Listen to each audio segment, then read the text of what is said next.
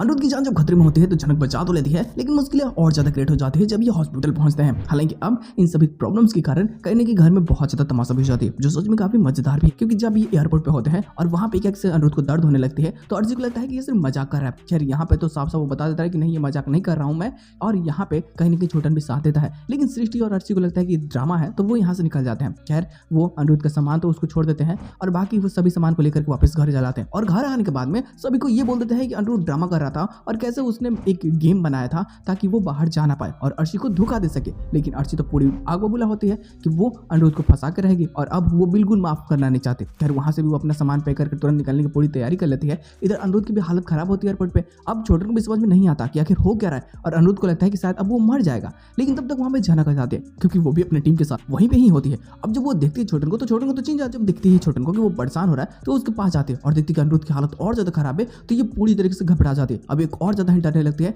इसे लगता है कि शायद इसने जो चीज किया अनिरुद्ध के साथ में वो और ज्यादा ही गलत था। खैर यहाँ पे छोटन भी समझा देता है कि देखो जो तुमने किया था उसका दर्द अनिरुद्ध को अभी भी हो रहा है, अनिरुद्ध कैसे परेशान है। खैर यहाँ से तो अब ले जाने की बात आती है कि इसे लेकर के हमें हॉस्पिटल जाना होगा और अनिरुद्ध को लेकर के हॉस्पिटल जाते हैं। लेकिन जब इमरजेंसी में लेकर के जाया जाता है तो पता चलता है कि वहाँ पे कोई डॉक्टर ही नहीं है, बल्कि जो डॉक्टर है वो ऑलरेडी किसी और पेशेंट को दिख रहा है और यहाँ अनिरुद्ध को भी डॉक्टर की जरूरत होती है, हद से ज्यादा जरूरी। लेकिन अब यहाँ पे झनक पूरी रुद्र रूप ले लेती है और वो पूरी तरीके से तमाशा करने लगती है। वो गुस्सा कर रही होती है हॉस्पिटल के अथॉरिटी पे ताकि जल्दी से वो लोग एक डॉक्टर को भेज सके जो अनिरुद्ध का इलाज करे। खैर यहाँ लेट तो होती है लेकिन एक डॉक्टर आता भी है और वो बताता है कि शायद इनको स्ट्रोक्स आया हुए हैं। अब जब ये सारी बातें पता चलती है तो जो घर में तमाशा बन रहा होता है कि अनिरुद्ध ड्रामा कर रहा था, तो अब उन लोगों को लगता है कि शायद ये सच है। लेकिन उनको डर ये बात की होती है कि आखिरकार अर्ची ने कभी अनिरुद्ध को समझने की कोशिश की ही नहीं, बल्कि अनिरुद्ध की हर बातें उसे झूठ लगने लगी और बस इस कारण कहीं ना कहीं घर वालों की नजरों में अब अर्ची भी गलत साबित होने लगती है कि केवल अर्ची की बेवकूफी के कारण अनिरुद्ध की जान भी जा सकती थी। लेकिन यहाँ पे झनक की सूझबूझ ने अनिरुद्ध को बचा लिया है। हालांकि ये चीजें बेहतरीन तो होती है झनक के लिए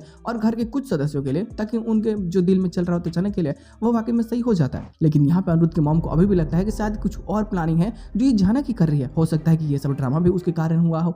अब यहाँ पे ना हॉस्पिटल में तो सारी प्रॉब्लम्स चल रही होती है, अब उसे भी एडमिट कर दिया जाता है। लेकिन बार बार उसे जब जब याद आ रही होती है तो वो झनक की ही याद आ रही होती है। झनक को एज ए वाइफ के रूप में ही वो याद कर रहा होता है और डॉक्टर से भी बस यही बात कर रहा होता है कि मुझे मेरी वाइफ के पास में जाना है, मेरी वाइफ को कोई बुला दो मेरे पास में। और ना भी सिर्फ वो झनक रहना ही बता रहा होता है। खैर चीजें तो बीतती हैं, ऐसी प्रॉब्लम्स और ज्यादा क्रिएट होने लगती है। हालांकि जब समय आता है उसका होश आने का तब मुश्किलें और ज्यादा ही बढ़ जाती हैं। अब देखो गुरु लोग, इसके साथ में एपिसोड की एंडिंग कर दी जाती है, बट इसका पोस्ट सीन जो होता है ना वो सच में एक नई स्टोरी लाइन को जन्म देती है। क्योंकि यहाँ पे झनक उसको अपना पति मानने लगी है और वो भी उसको अपनी पत्नी मानने लगा है। तो वो चाहती है कि जो हक उसका है वो हक उसे मिले। खैर ये पूजा करके जैसे वापस आती है तो अनिरुद्ध की मम्मी उसे रोकने की पूरी कोशिश करती है, लेकिन इस बार तो ये किसी से डरने वाली है नहीं, क्योंकि इस बार इसके पति की जान खतरे में है और ये भला कैसे सह सकती है। ये तुरंत त्रिशूल उठा लेती है पास में पड़े माता जी के हाथों से और बस यहाँ तो वो दम दुर्गा रूप ले लेती है। और इस चीज को देखने के बाद में ना ही किसी में इतनी ताकत होती है ना ही कोई हिम्मत कि वो झनक को रोक सके अनिरुद्ध के पास जाने से, तो वो लोग भी पूरी तरीके से डर जाते हैं। खैर यहाँ पे तो झनक जीत जाती है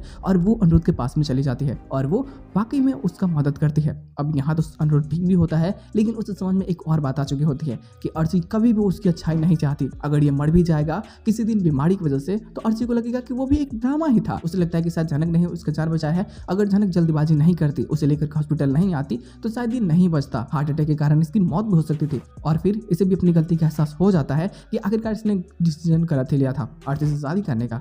अब जब इसे एहसास हो जाता है सारी चीज़ों का, तो वो सही करने के चक्कर में और भी नई प्रॉब्लम्स को इनवाइट कर देता है, जो सच में काफ़ी मज़ेदार, बेहतरीन और काफ़ी बवाल क्रिएट करने वाले होंगे। क्योंकि अब ललन के ऊपर भी प्रॉब्लम्स जो क्रिएट करवाया है शुभ ने फिर से, क्योंकि वो अब चाहता है कि ललन कभी आगे बढ़े ही ना, और जब ललन के पास में पैसे होंगे ही नहीं तो भला कैसे वो शुभ के खिलाफ लड़ सकता है। तो जिस कारण अब वो ललन को भी कमजोर करने की पूरी कोशिश कर रहा होता है और ये सारी चीज़ें काफ़ी ज़्यादा मज़ेदार होगी, जो सच में देखना बेहतरीन होगा यार, मज़ा तो आने वाला है।